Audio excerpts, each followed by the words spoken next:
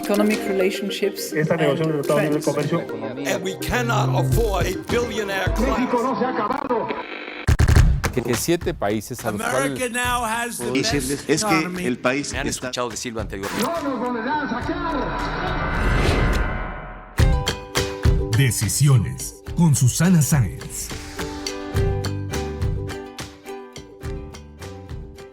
Hola, yo soy Susana Sáenz y en este episodio de Decisiones platiqué con Ana Sofía Sánchez Juárez, directora general de Waze Hispanoamérica, sobre los retos de la movilidad ante la contingencia por el COVID-19, su pasión por la data, la comunidad de mapas en el mundo que constantemente está actualizando la información, el futuro de la aplicación y su contribución al mundo. Acompáñenme a escucharla. Decisiones con Susana Sáenz. Hola Ana, bienvenida. Hola, ¿cómo estás? Muchísimo gusto de estar aquí. Pues Ana, trabajas en una de las aplicaciones más relevantes a nivel mundial en cuanto a movilidad, que es Waze. Eres la directora de Waze México, esta aplicación que busca que los conductores y pasajeros tomemos las mejores decisiones para llegar a nuestro destino en un coche. ¿Cómo cambió la tendencia a partir del COVID-19 y cómo ha sido la reactivación? Sabemos que desafortunadamente los mexicanos estábamos acostumbrados a pasar horas en el coche. Sí, la verdad es que para nosotros ha sido bien interesante y a la vez complicado ver la caída tan drástica de tráfico y pues tristemente ver que tampoco es como que podemos salir a disfrutarlo, pero vimos al principio del confinamiento una caída en México hasta del 80% en el tráfico de las calles. Hoy estamos de regreso más o menos al 20%, es decir, solamente tenemos una caída del 20%, entonces, en efecto, el movimiento está regresando a las ciudades, un poco nosotros lo vemos así. Pero si comparamos México con el resto del mundo, México cayó un poco más, a nivel mundial caímos más hacia el 70%, pero después tenemos casos puntuales como el de Francia, en donde su caída fue mayor a la nuestra, pero ahora que están recuperando, bueno, de hecho ellos ya recuperaron, pasaron el tráfico, digamos, que tenían antes de la pandemia, ahorita regresaron más como al 120%. Y bueno, ahora que estamos regresando pues a la nueva normalidad, ¿crees que regresemos a los niveles previos a la pandemia o incluso como Francia lo superaremos? ¿Hacia dónde va la tendencia? Porque bueno, sabemos que a nivel mundial Waze está representado por una comunidad de 130 millones de personas, en la Ciudad de México ya somos 2 millones. ¿Crees que pues la gente va a empezar a tomar otras alternativas de transporte o igual en estas nuevas formas de trabajar desde casa, pues van a empezar a vender sus coches o cuál es la tendencia? De lo que estamos viendo es que sí, en efecto, vemos que el tráfico tristemente va a regresar. Sin embargo, estamos entendiendo distintas tendencias de manera diferente. Una de ellas es la importancia que están tomando las vacaciones cerca de las ciudades y muchas personas están prefiriendo tomar vacaciones en lugares como más cercanos a la ciudad, de ahí que conducen mayor número de kilómetros.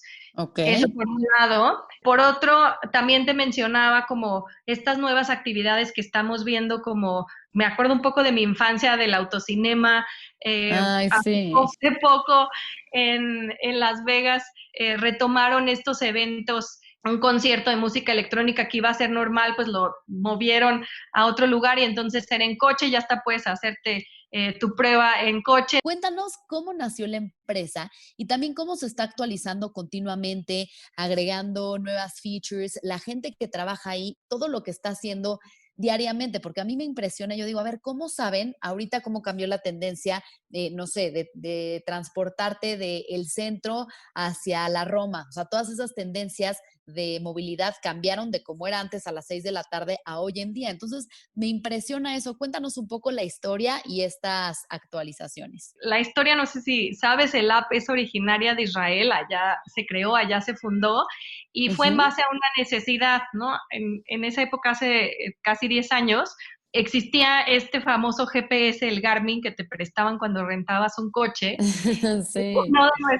de nuestros fundadores le parecía súper útil, pero un día, gracias a uno de esos aparatos, se quedó atorado en un tráfico terrible y decía, ¿cómo puede ser que con tanta tecnología tengamos esta información más no esté actualizada? Entonces tuvo esta idea de, pues de alguna manera, democratizar, y todos creo que hemos escuchado el término de crowdsourcing, democratizar la manera en que recolectaba la información. Entonces, en un inicio, no sé si eres usuaria de hace tiempo, había un jueguito en donde ibas ganando puntos, y esto en realidad lo hicieron porque cada vez que manejabas, el sistema iba recolectando la información y entonces iban dibujando las calles y las calles más chiquitas y las avenidas y demás, y recolectando un poquito de velocidad sobre la que ibas manejando. Y entonces, bueno, así empezó poco a poco a crearse y a dibujarse los mapas dentro de la aplicación.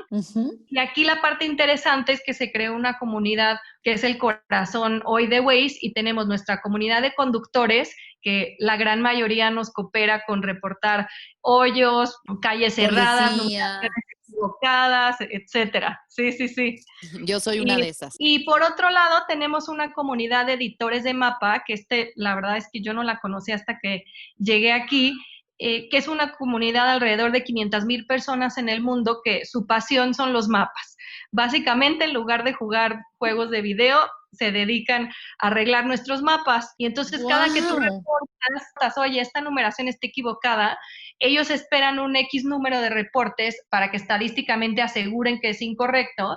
Y hay casos en donde si hay una persona que vive cerca de donde tú reportaste, no sé, una calle cerrada o un gran bache o algo, van hasta ese punto para asegurar que el mapa esté equivocado, y entonces pues lo corrigen.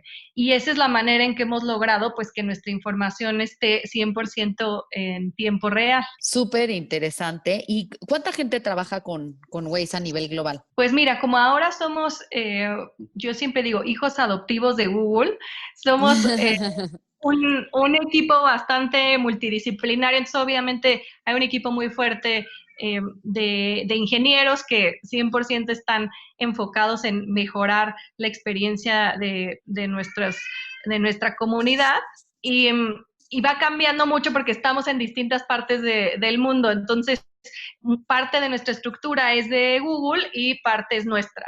La gran mayoría de nuestro equipo es obviamente nuestro equipo de ingeniería. Oye, y bueno, precisamente sobre la ingeniería, creo que lo más valioso que tiene Waze es nuestra información, las tendencias de movilidad, la data, que sé que eres fan de la data. Entonces, pues en una TED Talk te oí citar a Elon Musk, el CEO de Tesla, quien dijo que en 20 años tener un coche sería como tener un caballo, ¿no? Entonces, ¿cuál es el futuro de una compañía como Waze en este contexto? ¿Cómo se integra o no se integra con Google Maps, que al final son parte de la misma compañía, pero sabemos que Waze se la lleva de calle?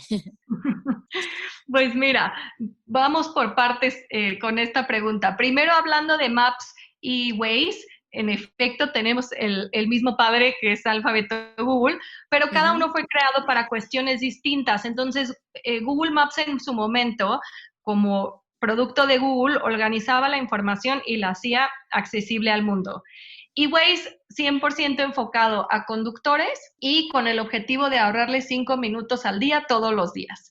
Google Maps, si tú lo usas, puedes encontrar mucha más información, ¿no? Si estás parado en un lugar y buscas restaurantes, pues te va a dar los restaurantes que están alrededor con ciertas reviews y te da un poquito más de información.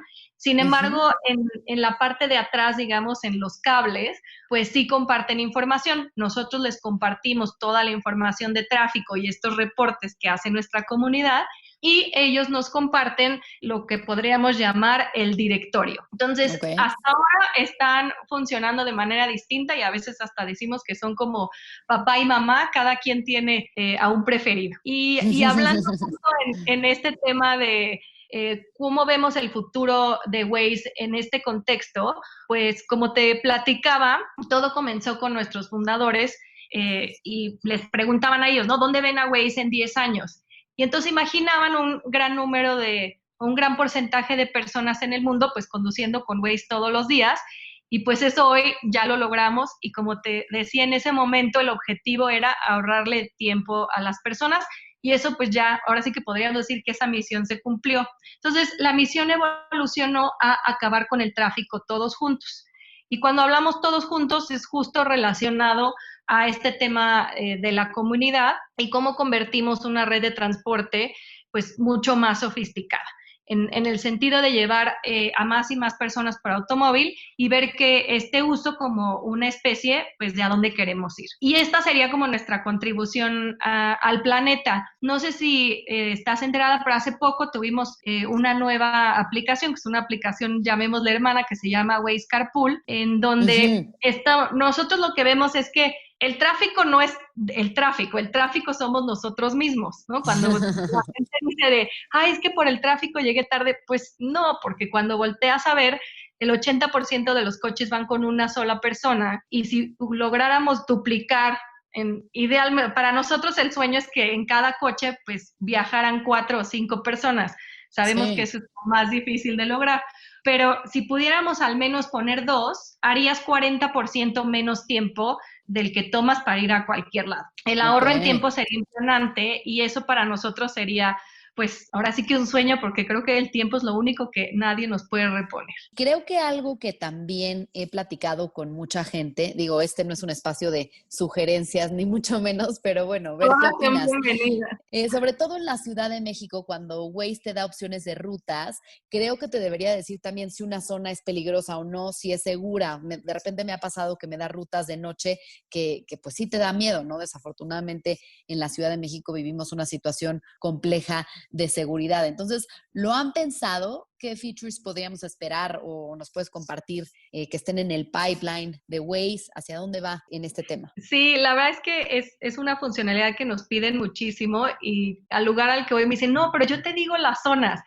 Y el reto más fuerte ahí es justamente un reto de tener una data oficial, y una data que pues obviamente va cambiando y que de alguna manera tiene que estar en la aplicación, pero no estar evidente. ¿Por qué? Para nosotros lo más importante pues son nuestros usuarios. Entonces, si por algo resulta que tú vives en una zona que no es segura, y cuando vas a pasar por ahí te voy a decir, cuidado, tu zona no es segura, pues la experiencia del usuario no es la mejor. Después, por ahí nos dicen, oye, esta colonia es súper peligrosa, todo el mundo lo sabe. Bueno, sí, pero ¿cómo sabes hasta qué calle es exactamente peligrosa y hasta qué calle no? ¿En qué casi centímetro exacto se acaba el peligro? Entonces, pareciera como muy simple de implementar, pero la verdad es que no está siendo tan simple. Sí estamos tratando de colaborar con el gobierno, y empezando por el gobierno de la ciudad. Digamos, el concepto suena muy simple, ya la ejecución está siendo un poco complicada. Y no te voy a mentir, esta situación de COVID nos echó un poquito para atrás el proceso, porque obviamente hay prioridades más fuertes, pero claro, digamos que se está trabajando. Ay, ojalá que lo veamos muy pronto, porque te digo que pues sí lo he platicado con mucha gente que sería importante para nosotros. Ojalá que pronto lo veamos. Nuestra sugerencia por mientras es que obviamente antes de tomar la ruta, revisen, Waze te da como camino. 2 o 3 rutas, y entonces revisas el camino y ya escoges. Bueno, Yana, hablando un poco más de tu vida personal, llevas más de 13 años trabajando en las grandes tecnológicas. En Google sabemos que empezaste en 2007, después te fuiste a Facebook en 2012, 2018 regresas a Google como Country Manager de Waze, y casi 2 años después te conviertes en la directora general de Waze Hispanoamérica. ¿Por qué este sector? ¿Cómo te metiste? ¿Siempre lo tuviste claro? ¿Qué ha sido para ti? Es una muy buena pregunta, porque obviamente no lo tuve claro cuando yo salí de la universidad. Pues Facebook no existía, Google medio empezaba, entonces si me hacen esta pregunta y veo para atrás, y en verdad he tenido como esta apertura a tomar retos que nunca me hubiera imaginado. Si me hubieran dicho, oye, vas a hacer en tantos años esto, hubiera dicho, ¿cómo? O sea, de una aplicación que hace imposible. Acabé aquí, la verdad, porque yo empecé mi carrera en publicidad, en agencias de publicidad creativa, y un buen día, pues, me topé con una promoción increíble de Google Maps. En esa época era Google Earth, digo, sigue existiendo Earth, pero ya están casi mimetizadas. Y me pareció increíble esta interacción que podías tener con tu marca, con los usuarios, de una manera como bien constructiva en cómo ibas contando la historia. Y yo dije, yo quiero trabajar ahí. La verdad es que mi mamá siempre ha dicho que soy de decisiones firmes, o bueno, necia, yo soy la que digo de decisiones. Y ahí estuve años, donde me tomó bastante tiempo entrar a Google hasta que por fin me aceptaron. Y fue a raíz de eso que yo dije, qué interesante. Tiempo después conocí al cliente y demás y me dijo que había sido como muy temprana para su época la promoción, que no les había ido tan bien. Pero bueno, a mí fue lo que me llevó a la tecnología, como el poder evolucionar lo que yo hacía un poquito en el día a día, pero llevarlo más allá y justo pues no, que no se quedara en un mensaje de una vía, sino que pudieras tener esta interacción y pues bueno, ahora sí que una cosa llevó a la otra y ahora aquí estoy tratando de solucionar el tráfico. Oye, hasta llegar a ser directora general, ¿quién lo iba a decir? ¿Cómo ha sido esa experiencia? Pues la verdad muy retadora, tengo que confesar. Siempre cuento que de alguna manera, por suerte o por circunstancia, me había tocado a mí crear mis propios equipos, porque al ser, pues llamémosle pionera y llegar de inicio a cuando estas compañías se establecieron en México, pues uno escogía. Y cuando llego a Waze es la primera vez que me toca heredar un equipo que ya estaba creado, enfrentar un reto de esta adquisición que hizo Google de la aplicación. Entonces hay como dos culturas que hay que manejar. También es una aplicación que no es, digamos, es americana porque fue comprada, pero de origen es israelí. Entonces hay una mezcla ahí de culturas también a enfrentar y a manejar. Entonces el reto ha sido grande, pero la verdad es que bastante interesante porque también México es el cuarto país más importante para la compañía, evidentemente sabemos por qué. Entonces eso también tiene cosas muy positivas, cosas también pues muy retadoras de entregar el negocio y de entregar los números y demás, pero bueno, para mí ha sido como muy, muy satisfactorio. Y en estos equipos que te toca formar y, bueno, dirigir y, como decías, lidiar con el tráfico, creo que tus labores son muy, muy distintas a las de una empresa tradicional. Cuéntanos sobre esto y cómo lo combinas también con tu vida personal. Esta es una muy buena pregunta y más ahora, la verdad. Los hijos pequeños, uno de 3 y una de 5. Y ahora que uno también es maestro, pone las cosas en una perspectiva distinta. Entonces, para mí, la verdad es que sí agradezco haber, yo digo, crecido en estas empresas de tecnología porque fueron de las primeras que hablaron justamente como de este balance entre vida personal y profesional y empezaron a hacer conciencia, pues justamente de esto. 2, de ser empáticos como con las personas. Nadie sabe qué está pasando del otro lado y entendiendo a las personas creo que también pueden tener un desarrollo profesional mucho mejor si sabes un poquito más y te interesas un poco más por las personas y también si se sienten pues parte de la compañía, si hay este tema de inclusividad que ahora sí que podría decir que de moda, pero creo que estas compañías fueron las primeras que empezaron a hablar del tema y justamente como por esta historia, de alguna manera hace un poco más fácil que alguien llegue y te diga, oye, pues ¿sabes qué? Me voy a ir a hacer ejercicio a las 4 de la tarde y sí, está bien, tienes tus objetivos y ya está, porque normalmente era como, no sé, ¿no? Si un padre de familia tiene que llevar a sus hijos al doctor, está bien visto. Pero si alguien joven que no tiene hijos y demás se tiene que ir temprano, es como el por qué. Y en realidad, pues cada quien tiene el derecho de tener sus vidas personales a la hora que quiera, ¿no? Siempre y cuando los objetivos y el trabajo esté hecho. Entonces, creo que lo resumiría como en un tema de empatía, en un tema de confianza. Obviamente no es como que al día 1 tienes toda la libertad, pero tienes que ir construyendo esa confianza y saber que pues tú vas a entregar tus resultados y tu equipo también sabe que tiene que entregar esos resultados. Y la tercera, tener las prioridades bien, bien claras. A veces es como difícil, ¿no? Cuando dedicas tanto tiempo al trabajo y de pronto los hijos y tal, pero al final cuando tienes las prioridades bien, bien claras de qué quieres y hacia dónde vas, lo hace un poquito más fácil. Sin duda, y bueno, creo que tú acostumbrada a trabajar en estas empresas tecnológicas que son mucho más, pues, ¿cómo decirlo? Bueno, como dices, empezaron mucho antes a trabajar en estos esquemas en los que podías irte temprano, trabajar desde casa, siempre y cuando dieras resultados, ¿no? Creo que la productividad se puede medir muy bien sin tener que estar sentado en una oficina. Entonces, ¿crees que ante este panorama que estamos enfrentando, se han abierto más oportunidades, por ejemplo, para mujeres que ya no podían trabajar por sus hijos y tenían que estar en casa? Ay, sin duda. La verdad es que hasta hay un estudio en donde dice que las mujeres que son mamás son bastante más eficientes que el resto de las personas, y es porque en sí en el día hay como mucho tiempo perdido, ¿no? Ahora me decían, es que ahora trabajo más, soy súper eficiente. Y yo, pues claro, porque entre que nadie te interrumpe y estás súper enfocado, pues eres mucho más eficiente, ¿no? Además de, Claro. bueno, el tema logístico de los hijos, pero sin duda yo creo que esto va a cambiar mucho. Hay como varios temas, ¿no? Este tema de que ahora sí, en realidad, cualquier trabajo se está pudiendo hacer desde casa. Si no te miento, estamos enfrentando muchos temas como de creatividad con gente que no es necesariamente de tu equipo y que no hablas y ves diariamente, pero que si te los encuentras en el pasillo, resuelves algún otro problema o inventas alguna cuestión nueva. Sundar, nuestro CEO de Google, lo llama como creatividad de cocina, o sea, de la micrococina de las oficinas. Y creo que sí es importante. Entonces, sí va a cambiar. Todavía yo creo que no sabemos bien hasta dónde o cómo va a cambiar. Y también yo creo que hay un tema ahí del rol, que hay roles que sí, en efecto, se pueden hacer 100% de casa con puro contacto digital, y hay otros que tal vez no tanto. Entonces, hasta nosotros estamos viviendo esta expectativa a ver qué pasa, pero sí, en efecto, para nosotros este cambio no fue tan drástico como para otras industrias que he escuchado no estaban tan preparadas. Sí, bueno, creo que es un panorama alentador para muchas mujeres y también para mucha gente que se le facilita más trabajar desde casa.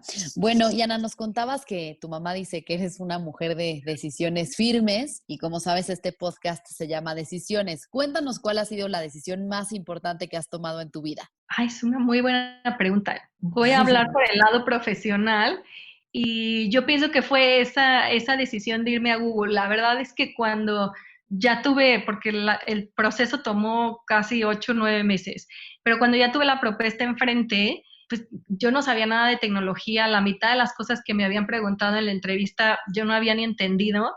Pero me llamaba tanto el como mundo de tecnología, y que era tan desconocido en ese entonces, que siempre he tenido esta cosa de prefiero arrepentirme de hacer las cosas que de dejarlas de hacer. O sea, como que no iba a poder conmigo misma en el tiempo ver que había sido súper exitoso, que había podido haber sido parte de esto y no haber tomado esa decisión. Entonces yo creo que esa fue una decisión como bastante importante, porque obviamente cuando entré a tecnología, pues tuve en ese tiempo que sacrificar algunas cosas, ¿no? Y llegué aquí sin saber nada, empezando un equipo que en esa época Google, yo creo que éramos como 15 personas, entonces habría que hacer un poco de todo.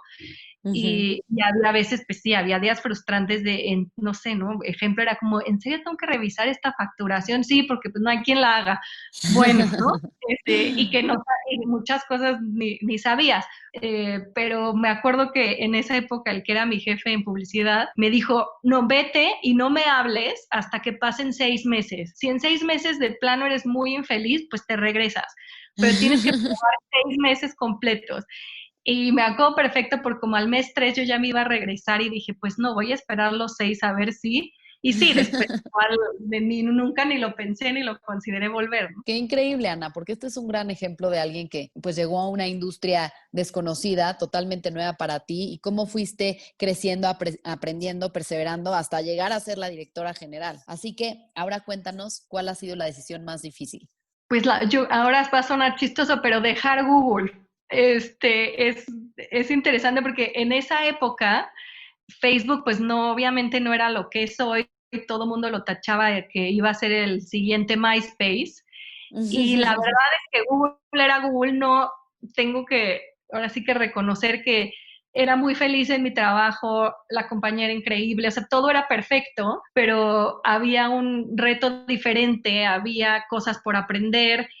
Y nada, ahí lo que hice fue como leer muchísimo, y pues por un lado yo digo que estaba como yo mucho más informada, entonces fue difícil porque pues estaba dejando algo muy, muy sólido por una apuesta, pero no, la verdad es que fue un brinco, un poco de fe, porque pues, todavía en esa época era una moneda al aire, o sea, sí había mucho interés por Facebook, pero en esa época era un poco el mismo interés que había habido por otras plataformas anteriores que no volaron.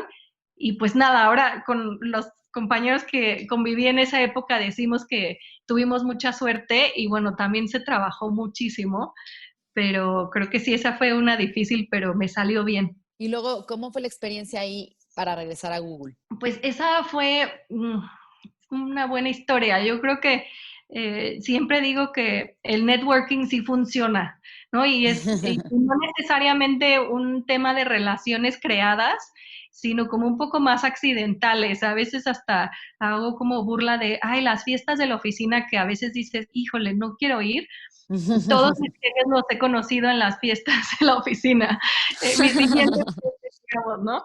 Y fue un poco así, quien es ahora nuestro director para Latinoamérica, André Lobreiro, pues habíamos trabajado y demás, pero en un premio que nos ganamos en esa época que trabajábamos en YouTube, que voy a confesar, nos llevaron a Las Vegas, y pues éramos 300 empleados disfrutando de Las Vegas con una agenda súper simple, y era más como por diversión, y ahí nos conocimos, y después pues llegamos a trabajar 1 o 2 proyectos, pero nada más, y él era de las pocas personas que conocía en México, y pues me llamó, me planteó la idea, y yo justo le dije, no, mira, mi jefe se acaba de ir, tengo un jefe interino nuevo, me reestructuraron todas un poquito como el trabajo, y entonces tengo como nuevos clientes y nuevos retos y nuevas cosas.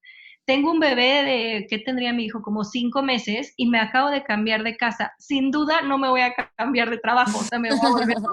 Y bueno, la historia larga, corta, pues al cabo de unos 4 meses llegué a Waze, me convencieron. La verdad, el proyecto del tema del tráfico me llamó muchísimo, o sea, es un reto súper complejo, pero bien interesante, y pues, no en un futuro tan cercano, pero en un futuro un poquito más lejano, sí le vemos solución. Hay mucho que tenemos que hacer nosotros como personas, y pues ese es un poco hacia donde estamos tratando de trabajar. Padrísimo, y me encanta que lo mencionas como su aportación al mundo, que sin duda pues es grande. Y bueno, ahora nos vamos a unas preguntas de opción múltiple. ¿Qué prefieres, Waze en iPhone o en Android? En Android. ¿Coche o bici? No, pues coche. ¿Patriotismo o revolución? Bueno, voy a decir patriotismo. ¿Transporte público o privado? Y ese sí depende de horarios, de a dónde vas, de qué es más rápido, pero yo creo que los dos. ¿Gin o mezcal? Gin. ¿Facebook o Twitter? Facebook. ¿Data o metadata? Data. ¿Ciudad o playa? No, playa. Muy bien, pues muchas gracias, Ana Sofía, por compartir con nosotros pues estos retos que tienes al lidiar con el tráfico diariamente, no solamente en el coche, sino que también desde tu trabajo. Súper interesante todos los retos que vienen en tu trabajo, y muchas felicidades. No, muchísimas gracias a ti por el tiempo y por la invitación. Si te gustó este podcast, recuerda suscribirte en Spotify, Apple Podcast o en mi canal de YouTube. Califícalo y comparte. También me puedes mandar tus comentarios o propuestas de a quién te gustaría que entrevistara en mis redes sociales. En Instagram y en Twitter me encuentras como @suscience y en Facebook /suscience3. Nos escuchamos el próximo miércoles.